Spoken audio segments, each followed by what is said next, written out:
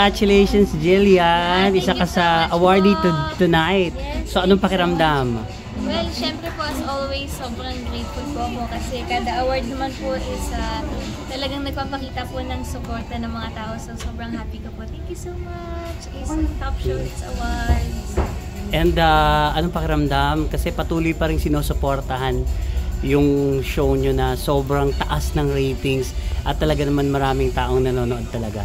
Kaya nga po syempre ako po hanggang ngayon nagugulat po ako sa suporta po ng mga tao dun po sa pagmamahal nila sa show. Kahit nakaka-stress yung storya at 2 years na po ang show. Tagal talagang, na! Opo, talagang andyan po sila at na-attach na rin po sila sa mga characters po namin inside the show. So, syempre, punong-puno po ng pagmamahal para po sa kanila.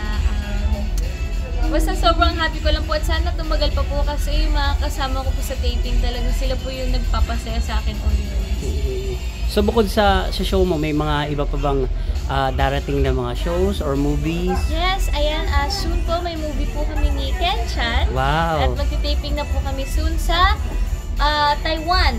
Ayan. At, out of the country pa. Opo. So, abangan na lang din po nila ang mga susunod ko pa pong gagawin dahil sana po marami pa akong gagawin at abangan po nila yan.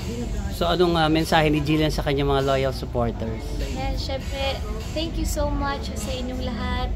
Wala ko dito ngayon kung wala kayo and I promise na gagawin ko yung best ko as always para ma-inspire kayo and ma-entertain kayo. And I love you guys so much! Hope to see you all soon.